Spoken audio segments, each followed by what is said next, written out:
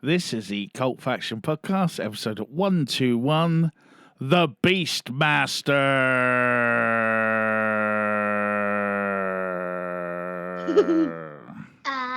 Superman.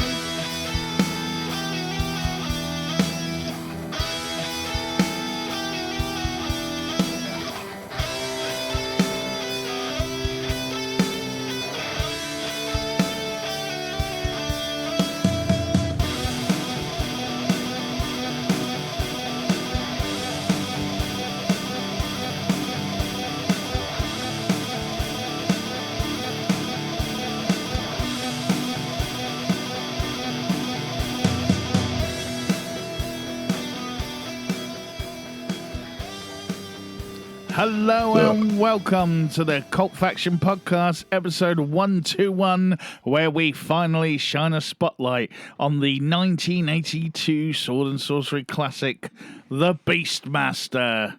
But before that, I am your host, Brett Summers, and I am joined by... Paul Hawkins. Damien Hicks. Sorry. You jumped the hand. Wow. He's so keen to dive in tonight. It's because it's Beastmaster. Intently staring at me. He's very excited. He's jumping in. It's been 10 months since we announced Beastmaster as our... Everyone's been waiting. The emails have been clamoring. The social medias have been blowing up. Thank you, Brazil. And loads of other people as well.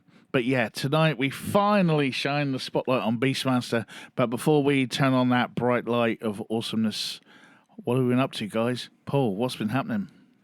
Work, birthday party round Mr. Hicks's on Saturday, which was good fun. Yeah. I enjoyed it. Yeah. That was springs on this. Hello. That sounded like a soundtrack to my life. Yeah, no, so that was good. Sunday was a bit of a quiet affair around the Hawkins household, following the party around the Hicks's household on Saturday. Then work. Looking forward to my holidays in 4 weeks. Woohoo! Damien. Holiday. Same as, really. Work. Getting prepped for Chloe's birthday, so lots of dinosaur stuff kept arriving throughout the week to make it Dave's Dino Park. And then, yeah, Sunday was a quiet day. Chloe playing with all her toys and me trying to put things together and get the stickers in the right Like place, your all mind. that usual stuff. Yeah. Bit of a sore throat from too much karaoke. Never a bad thing. No, it's good fun. No, I missed out on the party. I was at a wrestling tournament, unfortunately. Well, it was good to be there, but unfortunately I missed the party. So, but that was fun as well. Lots of people. We had people coming up from like Swanage and down from Peterborough. That's a long way. Yeah. Yeah, So you've it's- gone up north before, though, for those kind of events. Yeah, but it was just... It's only fair that someone but this come is down. like the... Because we're the only ones that do it in like the southern area. And it obviously, I guess, word is spreading. Word is or spreading. whatever. Yeah, so it's a good thing. Did you But, wear a Cult Faction t-shirt? No. You should have done. I have to wear a black t-shirt and black jeans because as an official, you have to Oh, have I it all see. black. He'll be getting us to sponsor an event, won't he? Yeah. That's crossed my mind. I was thinking about there was a thing the other day about a football team needed a sponsor, and yeah, so doing that. And last night, in fact, hot off the press, I was at the Mayflower Theatre in Southampton, which you can follow on Instagram at Mayflower something Theatre. You don't need to give him a shout out. Jeez. Well, you know, we never know, do we? We never know. I think we do. And I watched the live performance investigation, whatever you want to call it, of Uncanny, based on the podcast and the TV show and the book and the action figures and whatever else they got on T-shirts.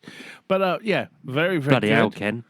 Yeah, very, very, very, very creepy, but so well produced.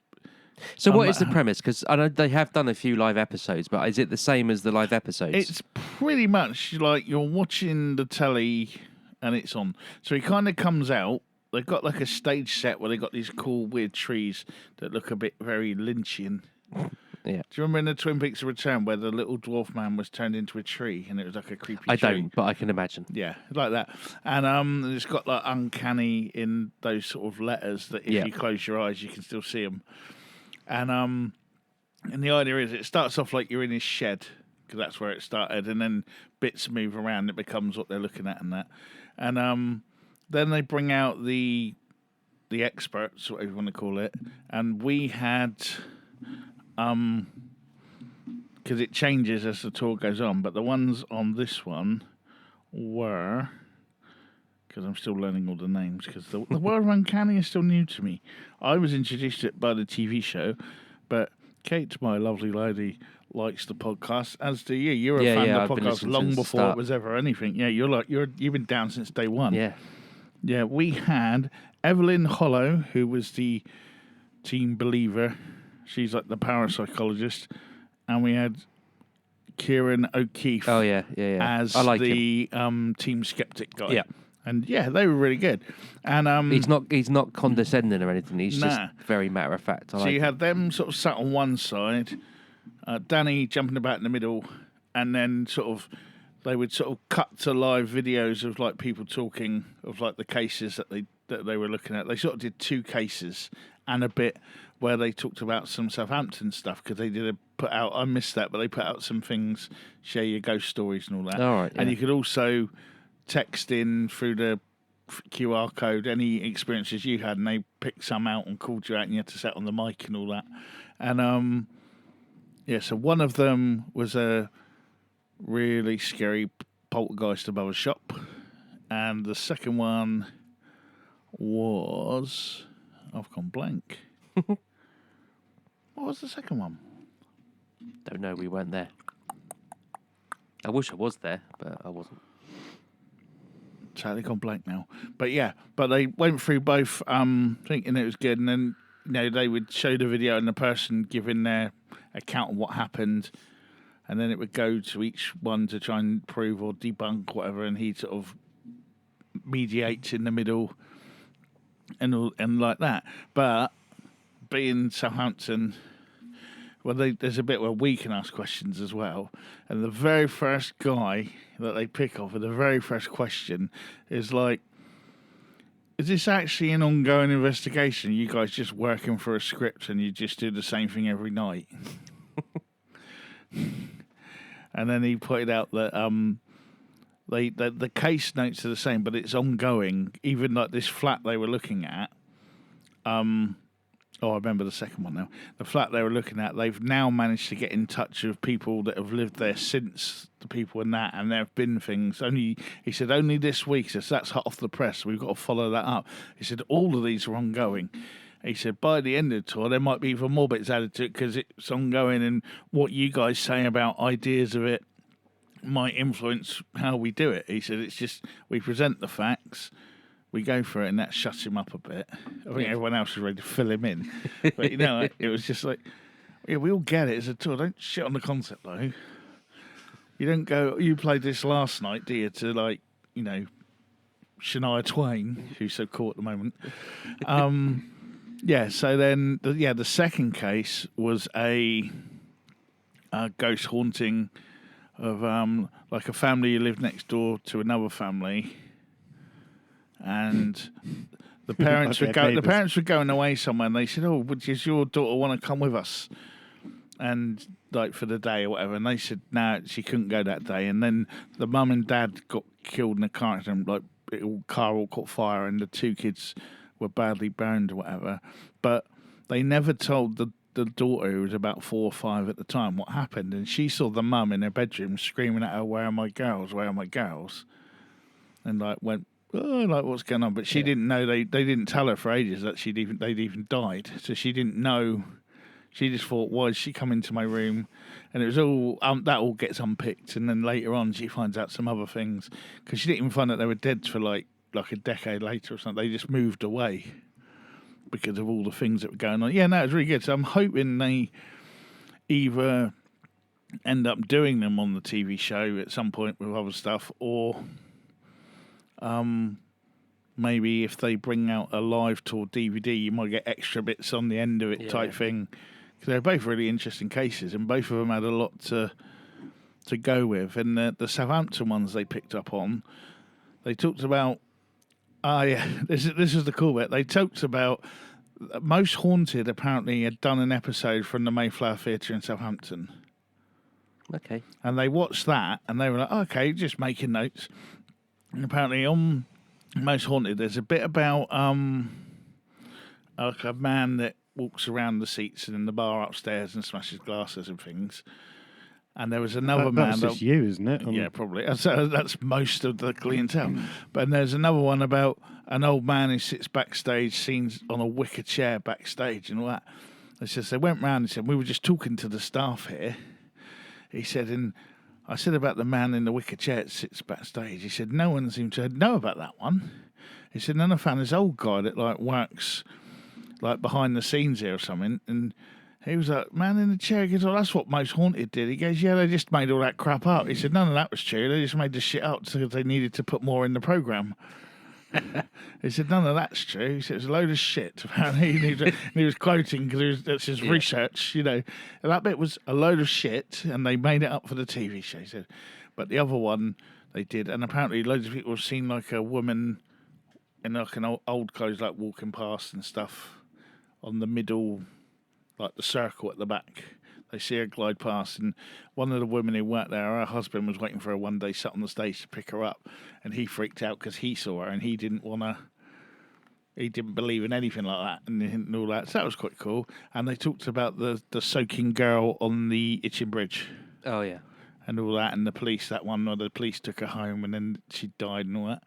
And he was quite taken back by that one. They were writing that down. I thought, yeah, another episode. But that's what they're doing. They're going to take the best ones and then look them up, aren't they?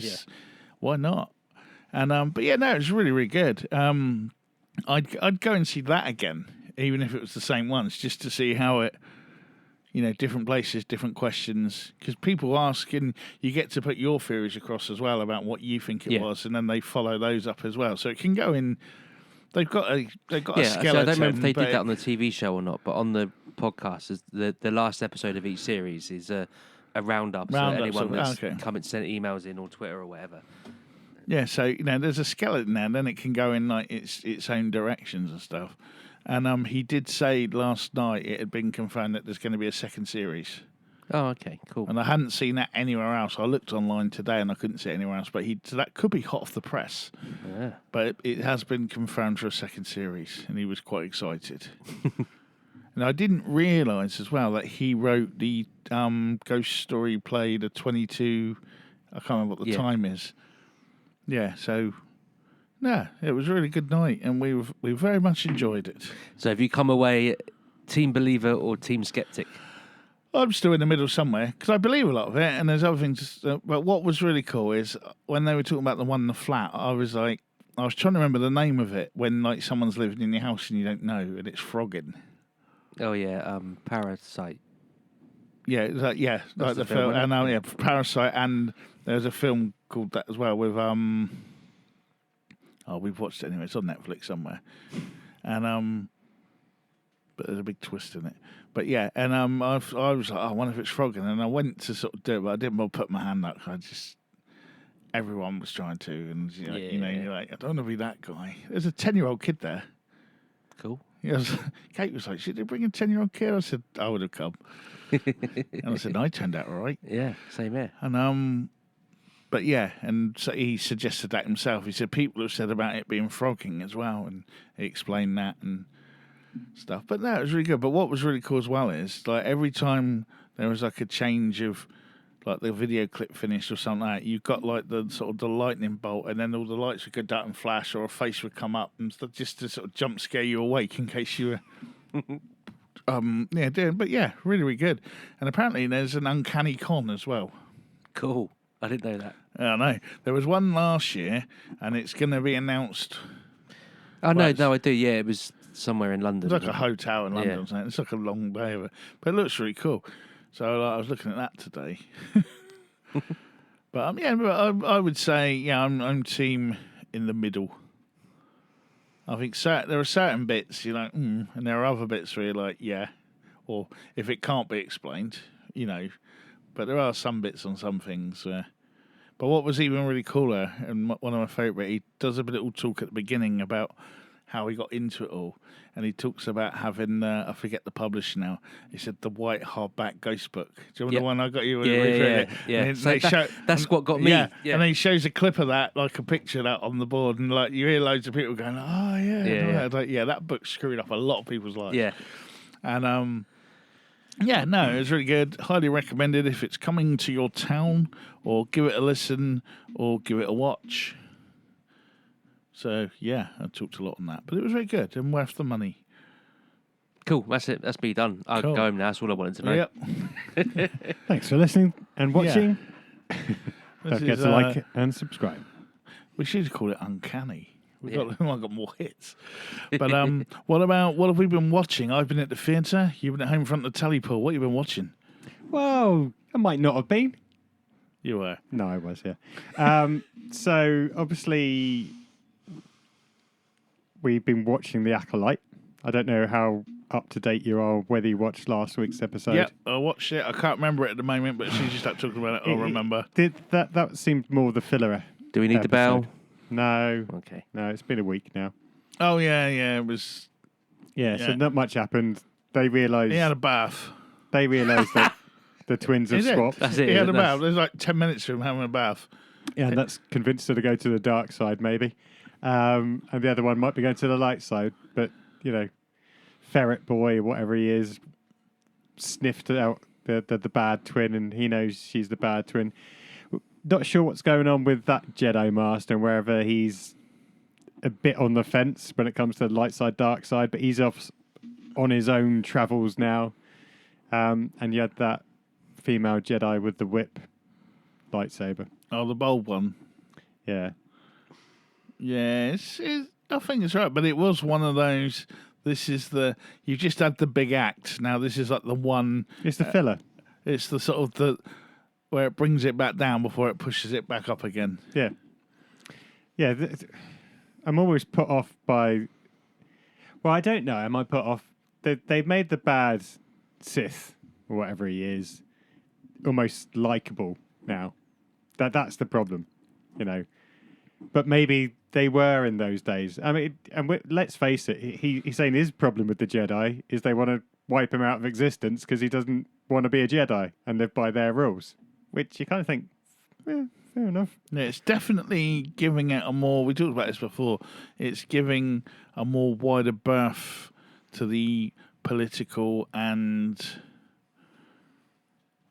Yeah, I guess the political and like societal structure. Yeah, but the problem is I was enjoying it last time when he was slaughtering all the Jedi. Yeah, that was cool. And I want There'll them. be more slaughter. I just want them to be evil, Brett. But now we've got the whole mystery was like who he was, and now it's like who's his boss. Isn't I know, it, but now it's going almost teen drama where she's going to fall in love with him, and nah, yeah, it she's feels gonna, like it. She's gonna kill him. Yeah, so I had that. Sith slain the masters. I don't know whether you just want me to continue or whether you watched it. Continue on the Acolyte. I'd rather you didn't. Yeah, so that was the Acolyte over to Damien. Go. Well, I've been mostly prepping for Chloe's birthday. So you're watching dinosaur films. Been watching dinosaur films, yeah. Have done and managed to do another couple of episodes of not Outer Reach, Outer Limits? Banks, no, not Outer Oh, Banks. we did this before, didn't we? Yeah, Outer Range, Outer Range, with people in. It's good. I forgot the guy's name now. Josh. Hartnett. No. Widdicombe. No. Ackland. No. Oh, Bennett. Jesus. Brolin. Giant. Brolin. Yeah. Anyway, it's good. It's all twisty-turny. 2 more episodes to go. What's it on? Is it Prime? It's on Prime. Yeah. Um, Obviously, doesn't come up on Prime No, you got to look for because these of their things. user interface, Yeah, which user we interface slagged is off shocking before, as but shit. it's really pissing me off now. Yeah. It's even harder now to find the continue watching stuff. Anything to find Well, it gets anything. bumped down for like buy this film. Like already Yeah. subscribed. What's on there that I can watch? Yeah, exactly. You've got a million films Yeah. on there that I probably do want to watch, but they're all like Yeah. down somewhere. Hidden. Yeah. Anyway, so there's that. That's the only thing I've watched this week. Sorry. Anything else for you, Brett? Before I carry on, I've kept up on The Boys, I haven't actually started watching last and season yet. No, again, waiting for it all to finish. Again, a big twist this week that I called as soon as it happened. But Well, if it I'm anyone not could call not it. saying what it is. No, if anyone could call it as soon as it happens. You mean No, I mean I called it when you'll get what I mean when He it called it when before, it happened. before it started. Yeah, last Yeah, year. pretty much. And You mean Homelander's bad? no, he's not. But this week is not for the faint-hearted, shall we say? And if you watched the Generation V, it crosses back over with that again. And Tech Knight is in this episode, who is basically the boys' version of Batman. Okay. He's a millionaire who lives, got no powers but technology. But if you he's got a bit of a problem that he can't really keep under control. Is that anything that's some sort of orifice or hole, he really wants to put his in it. There's a bit in Generation V where he walks past a tree and there's like a little sort of incline. And he's like, and then it cuts back later on. And he's against the tree. Yeah, Wouldn't that just really hurt? I don't know. Maybe he's got like special tech night things like Batman does. Yeah. He's got like tech. I don't think Batman's got one of those. Yeah, you never know.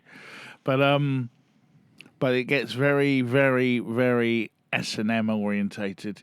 Well, because there's a hero called Webweaver who's basically their Spider-Man. But I could work that one out. But he yeah. shoots webs out of his ass. He's got like a whole little pucker hole above his ass. You can see where this might be going. And they kidnap him, take him out, and Huey wears his suit and goes undercover because he's up for being Tech Knight's apprentice, sidekick. And he doesn't realise what he needs to do to get that role, though. He soon does.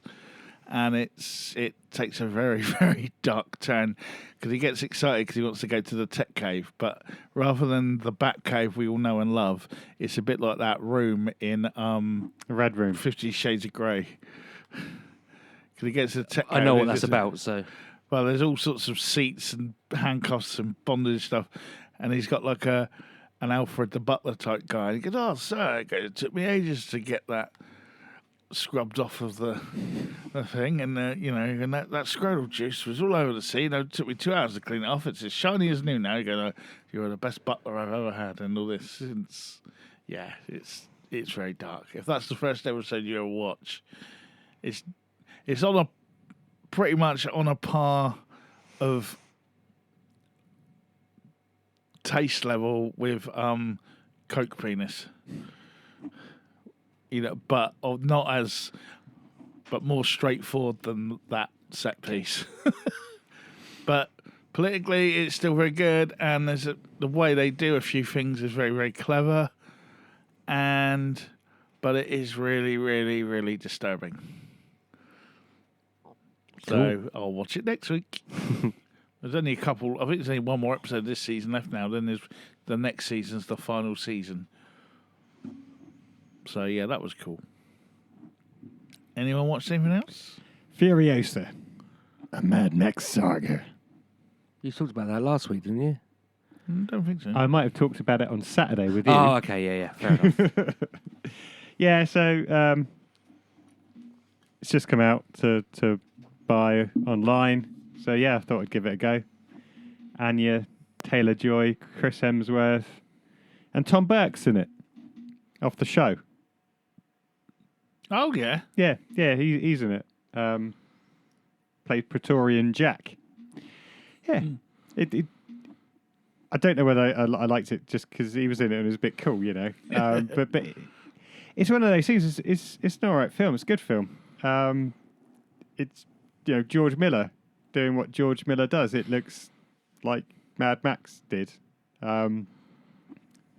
It's all good. Does it add to the Mad Max world? It looks like they're trying to build out the Mad Max world now. I think this is my problem. Anya Taylor-Joy's all right in it. Chris Hemsworth is quite good. He does what he normally does, though, and there's always a bit of comedy to his roles. But yeah, he's got a fake plastic nose on him. for some reason, obviously to try and make him look a bit ugly. I don't know. But he's obviously Chris Hemsworth, so I don't think that would put any woman off. But I think, it shows off his acting skills better than, him playing Thor. It just comes down to the fact, why did they make it? Why did they do a prequel about Furiosa as opposed to going to the right? It just doesn't feel like it adds anything. Doesn't really feel like, it expands the universe, because at the end of the day, it was just Furiosa that was, Does it link into Mad Max at all, apart from the fact it's just the woman who's in the other film? Well, there's a hint of it, but then it leads directly into the Mad Max film, because at the end of it, she's rescuing the women from the evil guy. So it's her starting off as a kid, growing up, going off on all these adventures, going to the different parties, trying to escape, and then coming back, and then full circle leads directly into Mad Max Fury Road. But that's my point. It's like, what are they trying to do? Like a Rogue One type thing where it directly feeds into Star Wars? But that was because people wanted a Star Wars film and were desperate, crying out for it. And it was a great script. Let's face it. Yeah, I'd actually watched that as well. But it just seems a bit of a shame that they I would have liked them to have started off at the end of Fury Road as opposed to doing a prequel. But it's a good film. If you haven't watched Fury Road, I'd watch this one first. So give it a watch. Out of 10? Well, it's annoying because it is a good film. I just think it's a waste of $150 It's million. an unnecessary film. Yeah. Yeah, okay. So probably about Road 7. yet. No, me neither. 7 out of 10.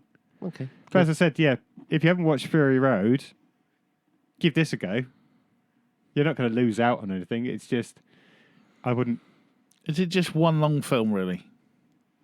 Yeah, pretty much, because it feeds directly into Fury Road. Yeah, so it's just, that's what I mean. So it's just, But it didn't do particularly well at the box office, and I think we said it before. If you want Mad Max film, you kind of want to see Mad Max in it.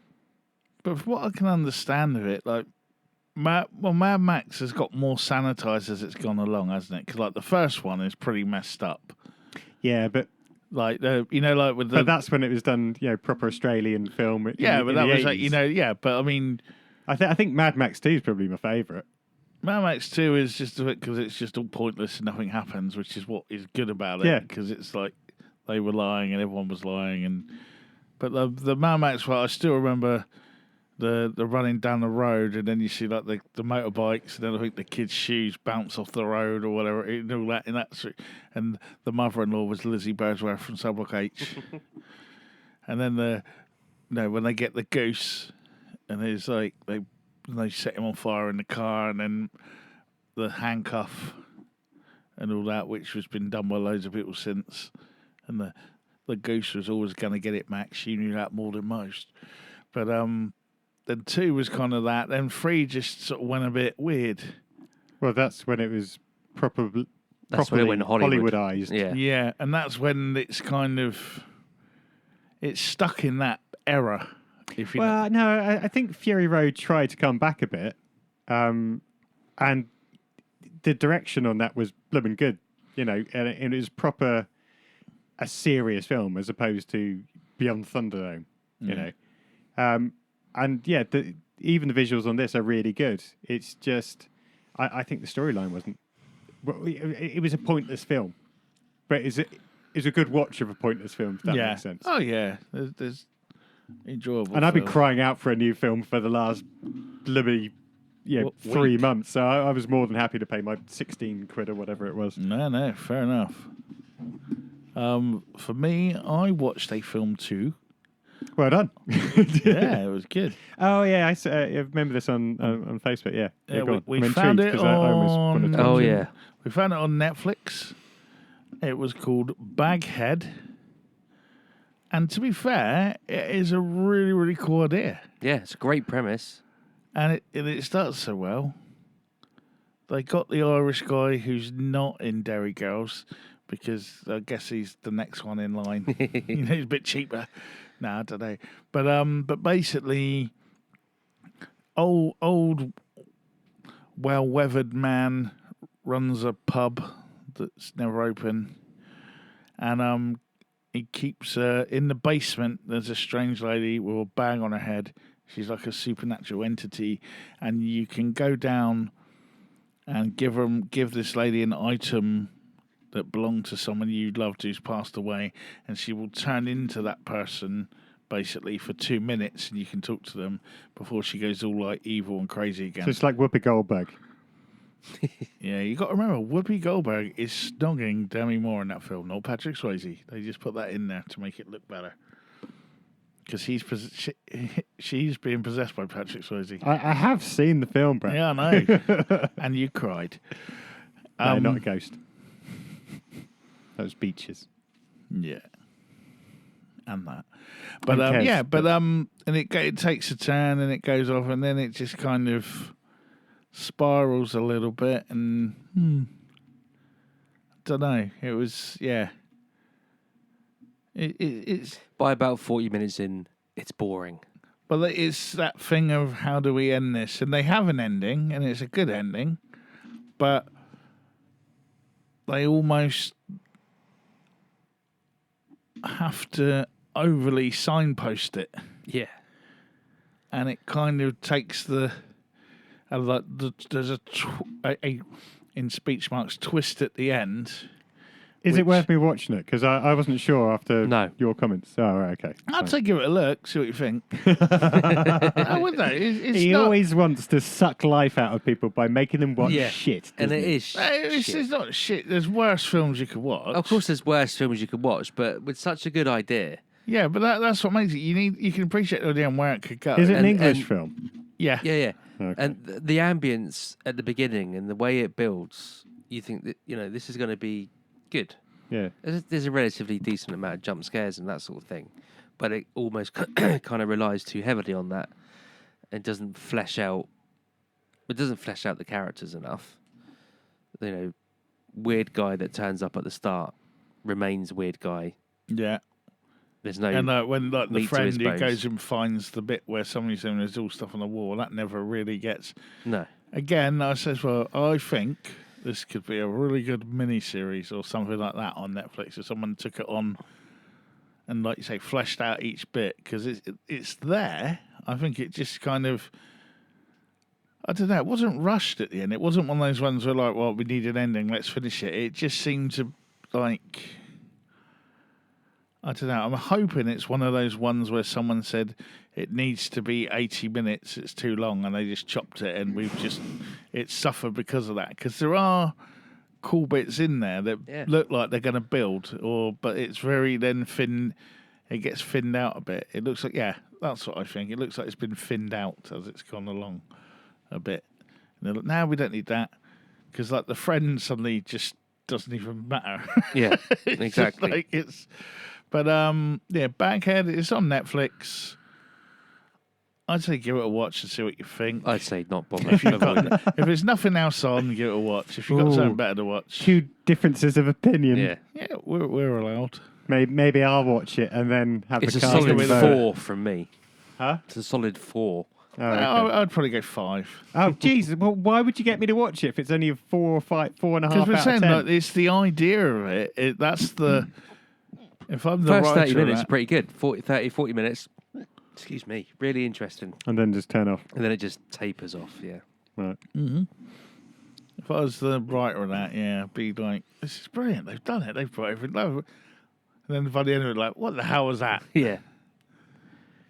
And it's, but well, you've heard what we've said. Paul's going to try it and see what he thinks. See what you think. Baghead on Netflix.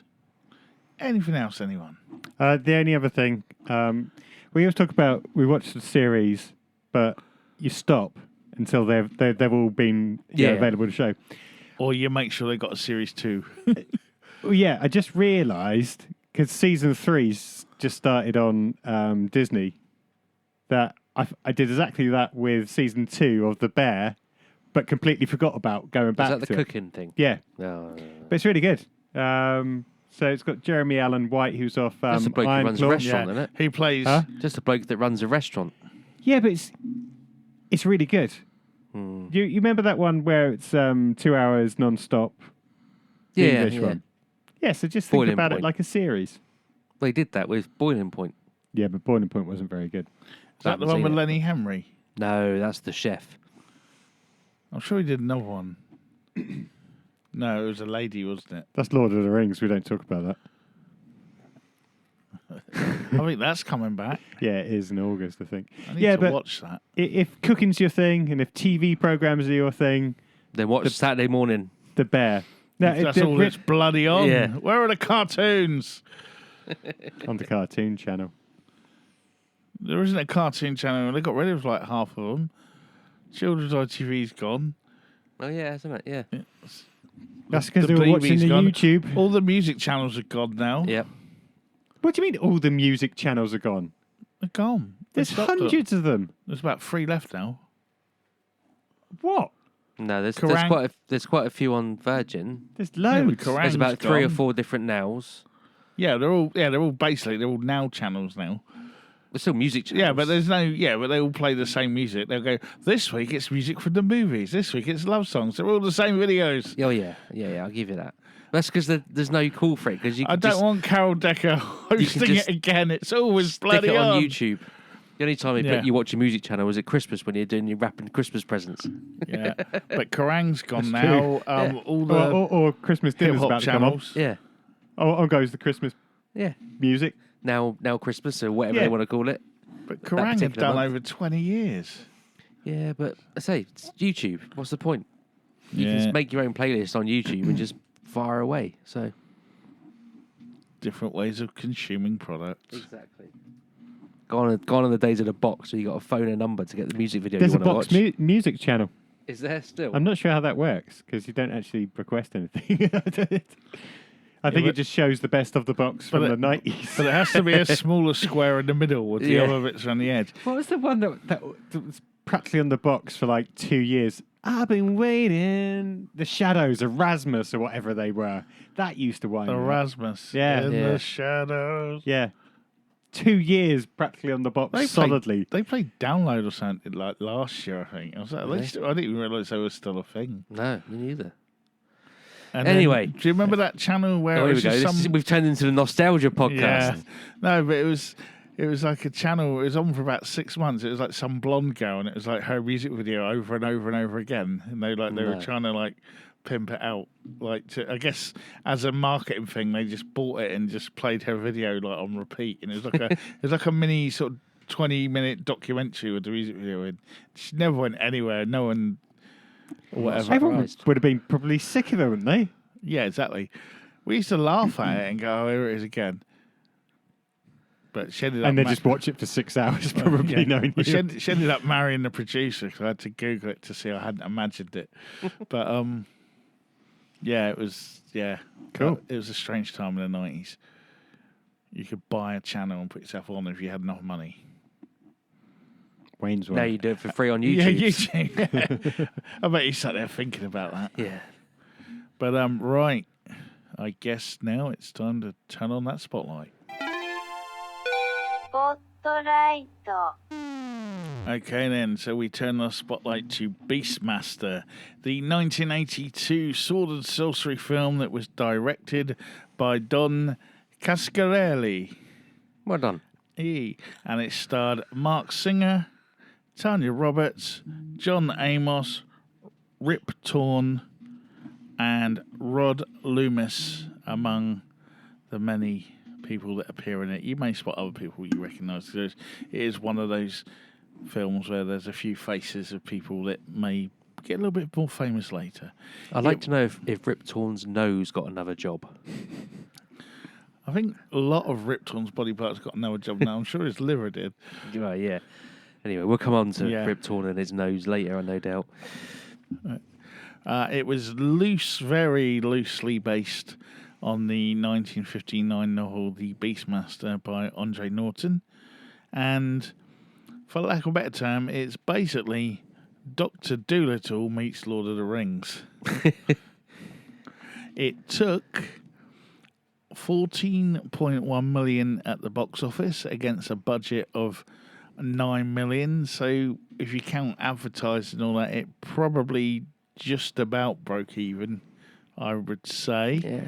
And I mean, that can't be bad for, would you say 1981? 1982. 1982. Yeah. Okay. And, you know, commercially, it wasn't considered a box office success during its original cinematic run. I think they wanted a new runaway franchise because, you know, Conan was out there and all the other, you know, Kroll was coming, Hawk the Slayer, all They were those probably classics. hoping for the action figures as well. Yeah.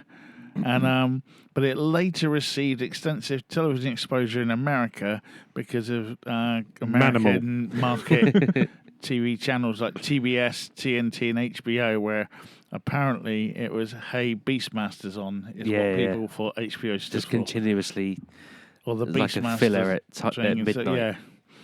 Yeah. The film has gone on to spawn 2 sequels. There is Beastmaster 2, Through the Portal of Time, which again stars Mark Singer. And also popping up is cult hero himself, Robert Zadar, Carrie Wurra, Sarah Douglas, Wings Hauser, and everyone's favourite uncle, James Avery. Then there was Beastmaster 3, The Eye of Braxus, which had Mark Singer again in the lead role. Who else was in that of note? Sandra Hess, Casper Van Diem, and well, that's not on here. I'm pretty sure Tony Todd was in it as well. Okay, I'll take your word for that. The Candyman himself. Yeah. Yes, he was. He's over the page, in fact. And for listeners, Brett is reading from copious printed notes. out notes. He's gone proper old school.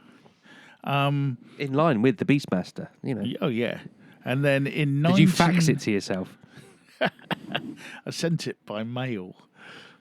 In 1999, there was a Beastmaster TV series, but that kind of changed a lot of the backstory and everything, with Daniel Goddard in the lead role. The main note that I took from looking over that is that there's a demon lady in it called Kurapira, who's played by Amelia DeRaven, who would end up being Claire in Lost. Oh, right, okay. And then Roswell and many other things since. Once Upon a Time. Yeah, no, she's done really well. But that's probably she was probably the best thing to come out of the TV series. But anyway, back to the Beastmaster. It was, I'd say, loosely based off a novel, and then there was an early screenplay by Paul Pepperman and Don Coscarelli. That wasn't as good. Your first pronunciation. Yeah, well, I've done it now, haven't I? And they raised... They went to the 1982 Cannes Film Festival, pimping it out, and then the budget of $9 million was raised, and it was the highest budget Coscarelli had worked with up to that point in his career. You thought, ka-ching! Yeah, there was frustration during the film, though, because Coscarelli originally wanted Demi Moore in the role of Kiri, but the executive producers overrode the choice, and he had to have Tanya Roberts. I bet Demi Moore's furious. I believe she was at the time. Yeah, I'm sure she's got over it. I think this is one of those "this is the girl" moments where he didn't have a choice. Yeah. The role of Max was originally written for Klaus Kinski, but he wasn't cast over salary disputes, and it was shot over 5.5 months, mainly in California's Simi Valley and in the Los Padres National Forest and the Valley of Fire State in Nevada. So a lot of bits done all over the place there. So first of all then, memories of the Beastmaster, Paul. I don't think I had any of this. What? I don't think I had any. I know I've seen it. Just don't have any memories of it. My God. What a soulless child. Yeah.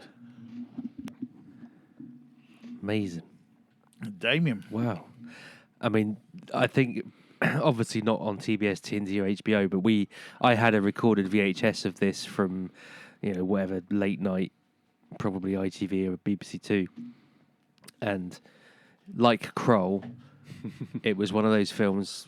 So during the school holidays, we were sent off to my nan's whilst parents were at work. There's not a lot to do when you're at your nan's, so Kroll, Beastmaster, and Police Academy were pretty much watched every day, and I genuinely loved this film growing up. I think I was obviously banging to He-Man, and there wasn't a He-Man film at this point. So you were banging to He-Man? Bang into He-Man right. at this point. That makes more sense. Yeah. So He-Man, this was the closest thing. I have the power. This was the closest thing to a He-Man film you could get when you're 6 years old. Even, with the Panther, it's almost cringer. So You have to wait a few more years till the real thing came out. exactly. So yeah, I loved it as a kid. So I was and that's why I chose it originally as my choice of film, which you then stole. Well, no, I was just bringing it Bring back us back to.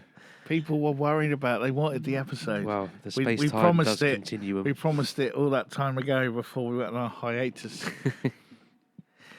And now What about it's you? here. Do you remember the film, or are Yeah, you like it was this one of heathen over here? those.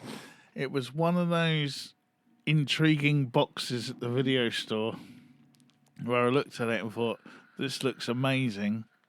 You just saw Kira in the background, did you? And then no, and then I was like, "Holy shit, that's Mike Donovan from V."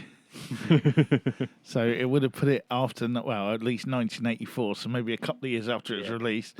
And then I think it was one of those videos that sort of probably got hired about every other month. And then I think eventually I found it, like you say, I recorded it off a TV somewhere and had it on video. But I'm sure it was TVS then. But I'm sure there was a bit that got cut out, because then I remember watching it years later. I think I got like the DVD or sort of or the video of it then, when you could you could buy videos. And I think I was like, I don't remember that bit. So there was something, maybe there's a saucy bit or something, or a swear bit. I can't think what it is now, but I remember there was like a bit later on that was like, or maybe the bathing scene was cut out. yeah, or shortened. Yeah. Yeah, she gets in and gets out again, and that's it. But I don't know. Yeah, there's a memory of something like that. So if you are listening, you remember that. But then the different regions did different things with it. So if we're in the UK, different TV regions could edit and slice up what they liked. I mean, one of the more famous ones was the Eddie Murphy from Beverly Hills Cop, where the image that they used for the advert breaks was the bit where he flips the bird, only they edited the finger out. So it's just Eddie Murphy waving a fist. Or the Yippee-ki-yay Kimosabe from Die Hard 2, where he's clearly mouthing a much longer word that I've never worked out what it was. But so in the UK, sometimes films did get a bit sliced and diced depending on what region they were in. And what time of day they're what showing. time of day they were but so there was something on my Beastmaster copy that wasn't in it later on, but I got so used to watching that one because I'd recorded it, but I can't remember what it is now. But and it was one of those, you sort of came back to it, and V was like one of the best TV series ever made ever. So, and it had Mike Donovan in it, so I was happy. Fair enough. All I needed was Michael Ironside to turn up, and I was done. But should we get into the plot? I guess so. Okay. So once upon a time, in the kingdom of Arak, witches tell High Priest Max, a prophecy that he will die at the hands of King Zed's unborn son. Now, King Zed would go on to another successful career and turn up as Sigmund Freud in Bill and Ted's Excellent Adventures. So, it was top-class people here. Yeah. And he was in an episode of Some Mothers Do Have 'Em as well. Really? Yeah, it was on the old day. I was like, it's Sigmund Freud. And I looked it up and it was him. Ziggy? So, yeah. It's like, yeah, that's what he's going to be remembered for. So Myax sends one of his witches to kidnap and kill the child, as you do. The witch magically transports the child from his mother's womb and into a bull. Later, she cuts the baby out of the bull and brands it with the mark of R. R. And is about to sacrifice him when a villager rescues the child and raises him as his own son in the village of Emer.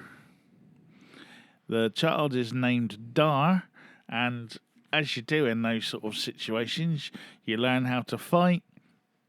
And as he was being brought into the world by an animal through magic, he develops the ability to telepathically communicate with animals. Could have been worse. He could have been attracted to red things. Yeah. Sorry. Or witches. So, bit of a shitty upbringing, but, there's light at the end of the I tunnel. know, it sounds like he had a pretty decent upbringing. His stepdad or or foster adopted dad. father or whatever you want to call him. Yeah, He but looks after him. traumatic beginning. There's light at the end of the tunnel, even if it was a horse's ass or cow's ass that he then bull's ass that he gets dragged through.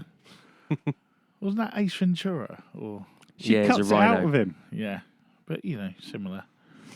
And the Brothers Grimm. So years later, though, we get a little bit of a montage, and years later, a fully grown Dar witnesses his people being slaughtered by the Juns, a horde of fanatic barbarians who are allied with Myax. Dirty Juns.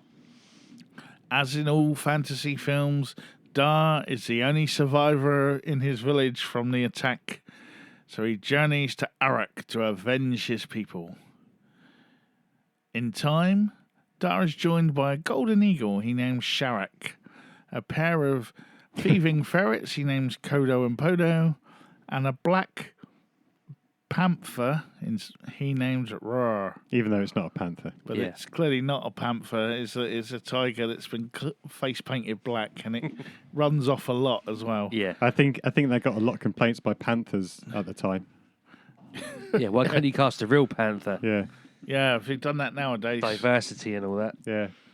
Yeah. Okay, so there's a lot to pick through in what you've just run so through. just from that opening kind of setting the scene moment, what were our thoughts there? Well, How drunk is Rip Torn? Yeah. Well, I've said it, I've already mentioned it once. I don't get the need for his prosthetic nose. There is. I was thinking the same about Chris Hemsworth and Furiosa. Yeah, that's It's to hide his, enigmatic good looks and to make him look evil. Because it doesn't even like it gets chopped off or anything, No. does it? So it's like an There's this excuse, one scene, there's a scene at the very beginning in this bit where he's in the, I don't know, the temple or whatever it is they're in, when the witches who are being gratuitously shot from behind and the camera pans up. Pans people. Yeah, and then it reveals they've got these terrible, almost William Shatner masks on. But there's a scene where they have a side profile of him of Rip Torn, and his nose is just And it blacks out the sun. it's just bizarre because he doesn't have that. I don't understand it. It's weird. Do you think it was one of his method things of I get this role, but this character must have. I must look like Gargamel from Yeah. the Smurfs. Give me a nose. That's not a nose. Yeah. What about? Then he gets randomly dragged away, and yet the witch. We don't see the witch kidnaps. Well, wait, that's the only word for it. Kidnaps the unborn child, and then all of a sudden, Rip Torn's now in charge, but we don't see him overthrow the king. We just see he exiles the king. He don't tells see him that, He has though, to go. You get it's by and you must go. It's like a kind of. It's I not. must have missed that. It's Are not you a, sure? Yeah, it's not a big. Because it's almost like there's the door, off you go, and he's like, you Yeah, just no, kinda go. that's what happens to Mayax. You must go, and then he gets dragged away by. Yeah, no, John that's what I'm Amos. thinking of. Sorry, yeah. But then it cuts to the weird hag thing pushing a donkey cart. Or no, that's another thing.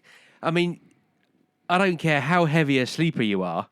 If someone walks into your bedroom Yeah. dragging a bull, I think I mean, I sleep heavily. I mean, really heavy. But I'm pretty certain if a great big honking stinking cow walked into the bedroom, I'd wake up. But no, neither of those two stir, and the fluorescent liquid gets poured on them. She dies. He gets paralysed. The next thing you know, he's the king. Yeah, there are a few flaws in that. Yeah. If she'd have drugged them and knocked them out or something like that, but allegedly they were just sleeping. Yeah. Yeah. Anyway. Yeah.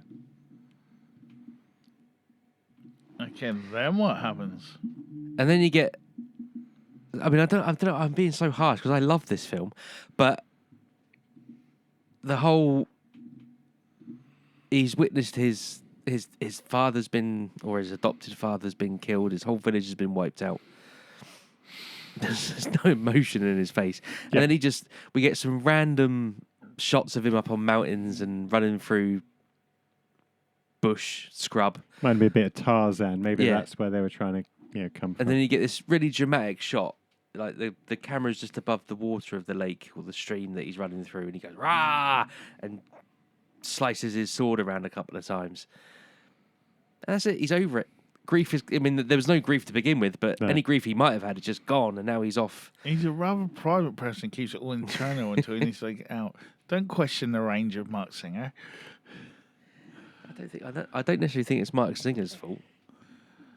But there's no kind of, why have you forsaken me life? It's a bit of a confused film, I think, because I started watching it and I was happily surprised that it's a bit dark. I kind of like that because I thought, it's going to be a kids' film.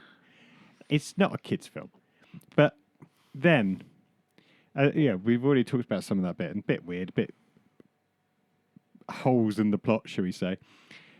And then it's like he almost seems to regress, almost into like the Kid and Gentle Ben, starting to talk to just random creatures.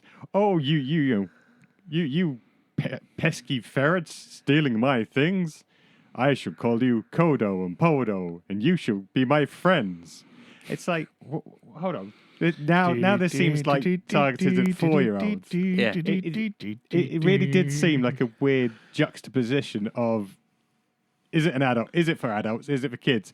Or are they trying to do it for both? There's something for the dads where, spoiler alert, there's going to be some fit women later on, or woman. But we need to remember kids might be watching this too. So let's throw in some ferrets and try and make him jokey. But where he's so wooden, it's like he just comes across like he's got education. Mark Singer is not wooden. Well, his performance in this He is very much so. And it's like he always comes across as like educational needs, and he's regressed into almost a childlike state, which wouldn't be so bad if he was abandoned in the forest when he was like 3 and raised by chimpanzees like Tarzan or something like this. But he actually had an upbringing. Yeah. And was taught to fight. He worked the like fields that. and everything. Yeah, so it just felt a bit odd. Anyway, let's move on. Sorry, bro. That's okay. do you want me to do the next bit? Yeah, you can do next week if you want. Dar meets a slave girl called Kiri Tanya Roberts. Oh, yes, he does. before getting himself lost and ended up surrounded by an eerie half-bird, half-human race who externally dissolve their prey for nourishment.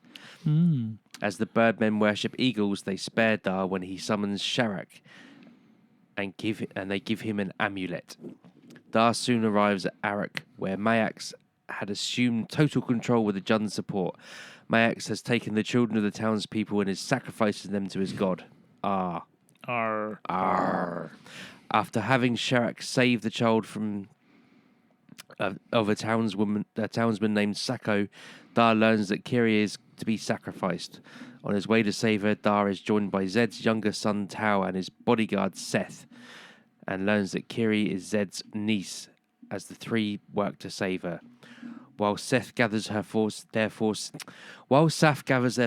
Dar helps Kiri and Tao infiltrate the temple and rescue King Zed.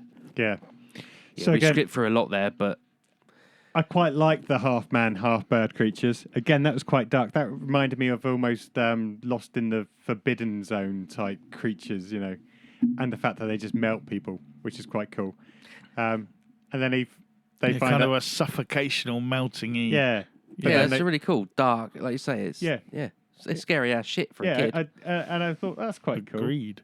But again, as a kid, that kind of harks back to, as I said, Forbidden Adventures of Forbidden Zone or whatever it was, and also like Space Hunter Adventures in the Forbidden Dark Zone. Crystal, that kind of dark, Yeah. it's still a bit scary, not too over the top. So I didn't mind that. I also had the feeling that, yes, even though they're trying to make it almost a fantasy, they really struggled with names from this. It's like, let's just put some syllables together. Yeah. Or actually, let's not put any syllables together. Yeah. Let's just go with one syllable. Yeah. Da. And obviously we find Kiri. Yeah, you can see why they cast her. And we're also looking for Demi Moore. And again, he's nice. Because she would have been fresh off of probably Charlie's Angels about that time, wouldn't she? Because she was... Yeah, she's just finished the last series of Charlie's Angels. Yeah, so that was, Yeah, and she also did a Playboy cover to help with That's the right, promotion I of the read about film. that, yeah. It Yeah. didn't come out till afterwards, did it? And Good. I think she may have even... Did she pop up in a Buck Rogers in one episode as well? Possibly. I think she was like some sort of space criminal who was going to kill him, but, you know Buck. Yeah, but again, the relationship that he has with Kira is like, well, he's never seen a woman before. But he kind of has. He lived with them in a village. Entire village, yeah. He knows what women are. Not that woman. Well, that's true, actually. Probably not. She did seem a lot cleaner than a lot of the village folk. Yeah, it's a bit weird. And then lots happen. It almost feels a bit like Ten Commandments type stuff with the sacrifices going on, carrying on. Yeah, from- it's got like a biblically carrying on from the cult first vibe, hasn't chapter it? with Yeah. like Herod or whatever it was at the time, sacrificing kids as well. Happy Christmas. Yeah, it just feels like a lot's happening, but it's not really knitted together well. Yeah. That's the way I found it. I think it's just because there's just chaos going on everywhere. Yeah, And- but it's not. And Dar's just dawdling through in the middle. But it's not like it's controlled chaos for a watcher. It's just lots of split scenes and jumping around from one thing to another, as opposed to a nice flow of story, I would say. Okay.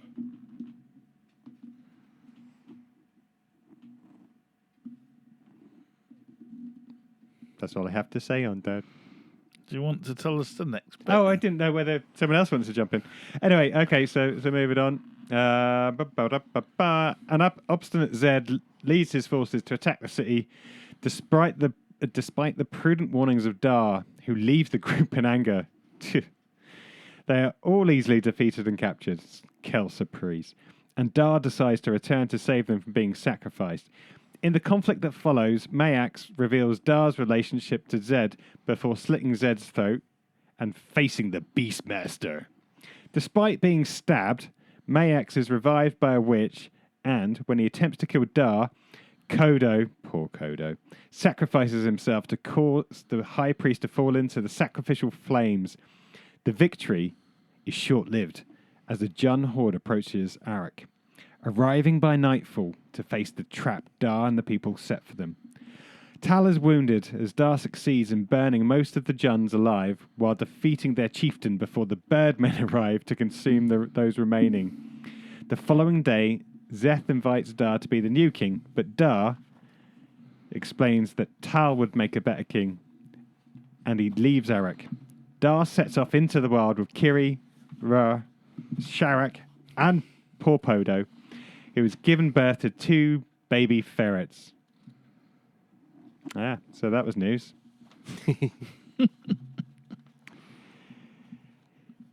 Yeah. Go on then. It does go a bit mad at the end. And when the most, you get the build up, the reveal of what the tattoo scarfing on his arm meant. And, Yeah. And trying to look hard when you're next to John Amos. That's never going to Yeah. happen. That man is a unit. He still looks scary now, and he's Yeah. probably about 80. It just kind of And what was revealed? Were they brothers?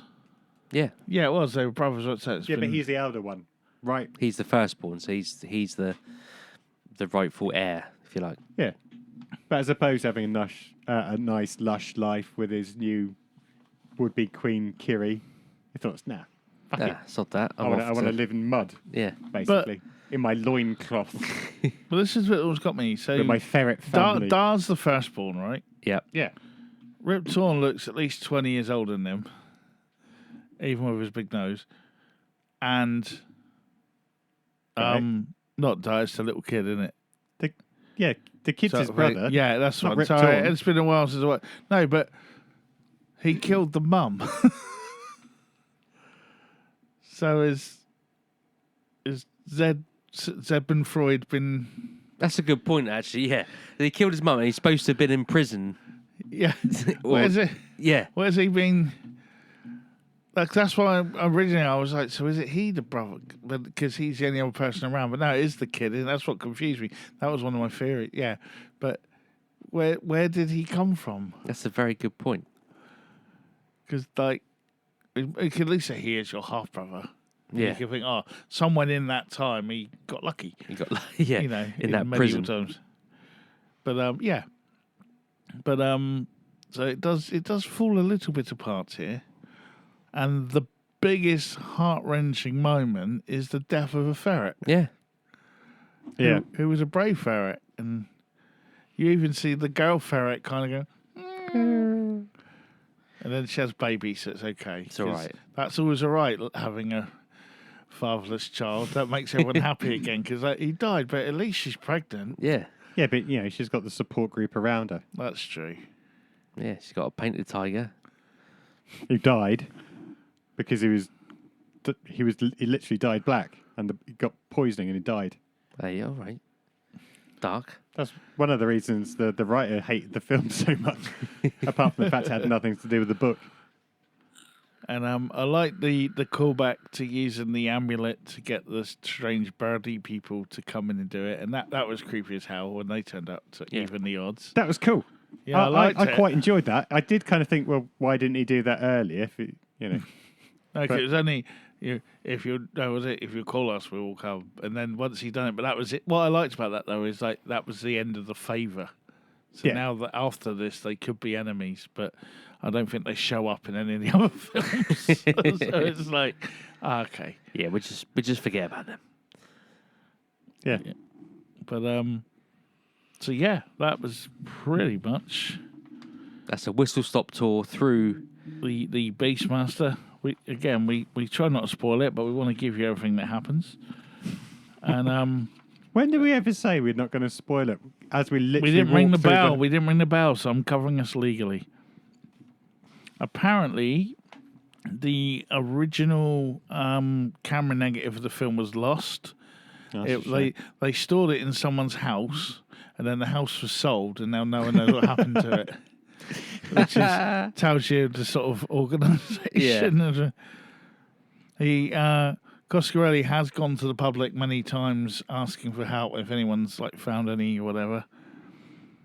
Mark Singer, whilst loving the film, still says that he had to wear a leather hula skirt.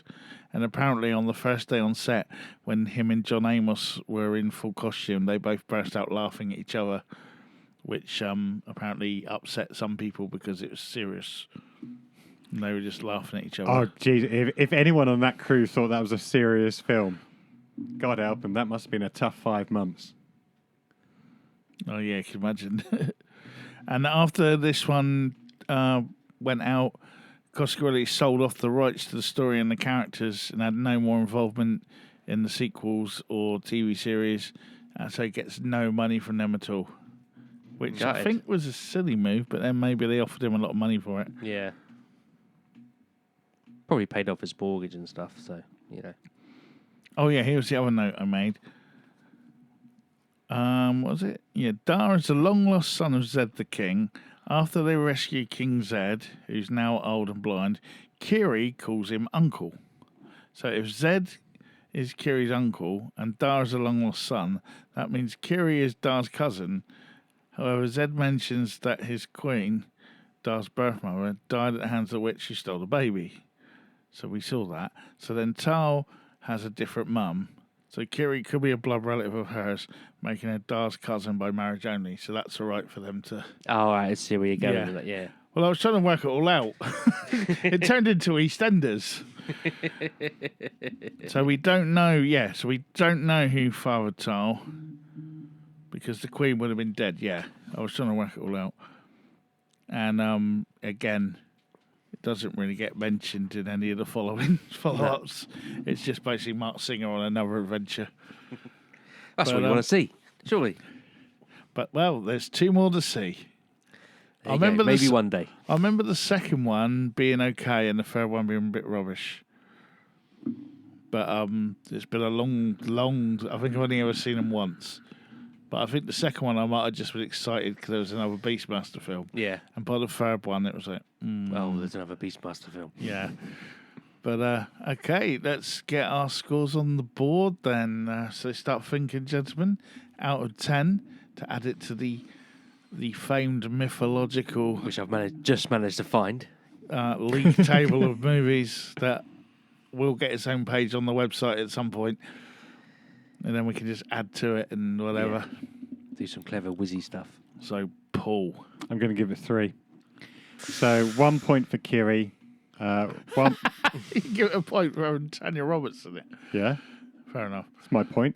Boobs. Yeah, I mean, that was the only rationale for having that. 1 for the dads, or the women, I guess. 1 for the ferrets, and 1 for the half weird creatures that absorb people. I quite like that. But no, it's just a bit of a shame. Unfortunately, I didn't have the nostalgia potential value that you two might have had. So for me, it really did feel like a shame, actually, because I think they could have made something good out of it. I think there's actually quite a, we talked about is that old biblical type story, yes, with a bit of sorcery and Krull type stuff thrown in there, but it was just a weird hashed,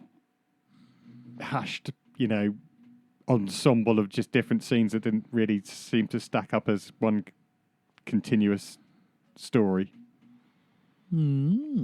Okay. So that was a 3 out of 10. Damien. So I'm giving Rip Torn's nose a 2.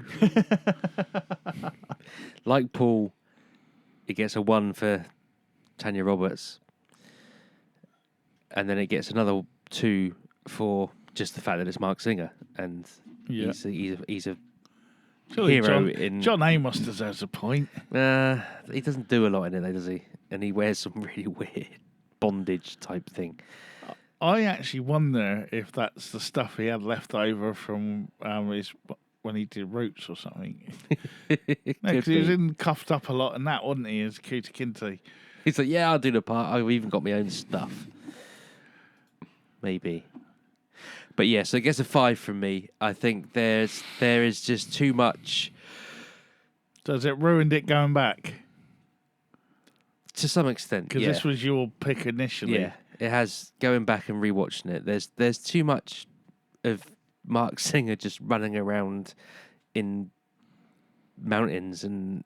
Yeah, it was a montage before we needed the montage, really, wasn't it? We could have done that before the final battle, or something like where I must train and get ready. You know. If he'd have been wandering and he'd found those animals, and then they did did a montage with him learning how to speak, or not, learning to work with those animals, that would have been a better montage.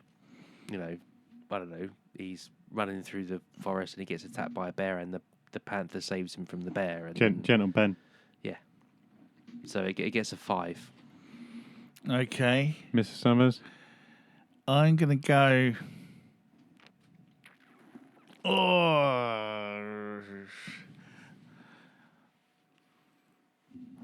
I was going to go higher, but you've talked me down a little bit.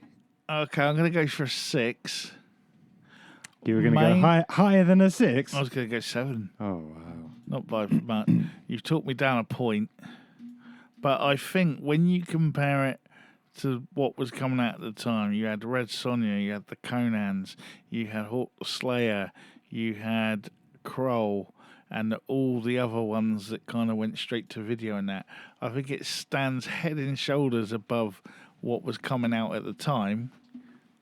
I'm not saying that makes it better, but compared, in the crop of that Straight sort of to early straight to 80s, box set. early Straight to- 80s, yeah, kind of fantasy that was getting churned out all over the place. I think it deserves a place at the top of that mountain. So I'll go 6, yeah, for, the Ferrets, John Amos, Miss Roberts, Riptord's Nose, Sigmund Freud, and Mark Singer, who was in V. So that's 5 points just to start with, just because he was in V. It doesn't matter what he was like in this, even though this was before V. Yeah. But he would go on the better things and get his full range of acting as Mike Donovan. But it was a good start. So yes, I would give it a 6, and you should check it out and enjoy it with the whole family. Okay. So that puts it at number 40 in our... Where did Kroll come? I'll have a look in a sec. Yeah. So that puts it at number 40, so just below Hear No Evil, See No Evil on 5th. So this has got 14 points. So just above, below Hear No Evil, See No Evil on 15 points, and above Tron on 12 points. So it's not a bad place to be, Yeah. It's in good company. I'm just surprised that See No Evil, Hear No Evil was so low down. Yeah, I think with Hear No Evil, See No Evil, the funny bits are funny. Yeah, So maybe. we all remember the funny bits. Yeah.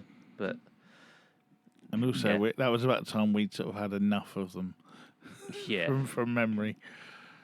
Or So- Richard Pryor, anyway. To answer your question, Paul, Kroll sits at number 20 on 20.5. So Points. Kroll got 20.5, and this got what? 14, did I say? Something like that. It's much better than Kroll. It's not better than Kroll. according to us. No. According to our scores, it's not. There's more Well- going on in Kroll. There's a lot more Yeah. to Kroll than just Yeah, one man running It's the through Thunder the Horses. woods. Although there is Yeah. a lot of him doing walking in Kroll. That's true. There is. Yeah, it did that bit. Did remind me of Kroll. Yeah. Cool. There we go then. Okay, so Don't that sulk. was episode 121, where we put our spotlight on the Beastmaster. Were we right? Were we wrong? Is there something we missed? Something you wanted to know about? Email us, contact us, tell us by dropping us a line at... Cultfictionpodcast@mail.com. Or faction. What did I Oh, say? yeah. You said Yeah, fiction. Whatever. Cultfactionpodcast@mail.com. 121 episodes, plus the spin-offs. At least I remember what episode we were. You can check us out on the internet. Mothership is Cultfaction.com. where you'll find all sorts of news and stuff and other bits and pieces when it goes up, as well as obviously this wonderful podcast. Go Yeah, back. and don't forget to like and subscribe. You can also leave comments as well. So if there's a film that you want us to do a spotlight, either leave it there or email us. Yeah, and also, please, if you can, these things help, especially now Apple seems to be the only place you can listen to like a podcast apart from Spotify or whatever.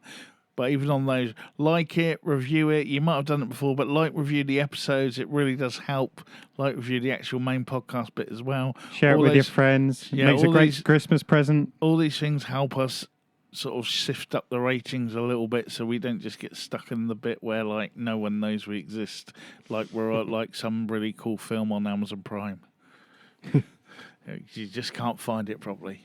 But we will back next week where it is Damien's choice. It's my choice. What we going for, sir? We are going for... So, I mean, for obvious reasons, watching the Beastmaster back has reminded me of a particular film that came 6 years later. Beastmaster 3. Not Beastmaster 3. Masters of the Universe. Yes. That The motion picture, the motion picture. not the Secret of the Sword cartoon film. No. Okay. Dolph. Good old Dolph. So it's available on Amazon for free if you subscribe, obviously. So you haven't got to part with any hard-earned cash. It's there in all its glory to watch. Cool. Okay, then. So I'm not going to veto that. if you're playing along next week, it is Master of the Universe, as Damien said, on Prime. Until then, time stops in our world now. Dong. So we will say goodbye. So it's a goodbye from me, Brett Summers. Goodbye from me, Paul Hawkins. And a goodbye from me, Damien Hicks. And we will see you next time. Thought I've had, I know what I saw. I know what I saw. Superman. I can't wear big watches when it's small. I've got wavy lines. I've got wavy lines. Did you not do any research? We never do any research for this. We have the notes for us. We read the notes and then we speak about But I what always we've have got. my own notes and that as well. Oh, some of us have memory. Are you sure? That long enough. It really doesn't matter. I'm still here. What number is it? I just went totally. All I had in my head there was Trevor McDonald.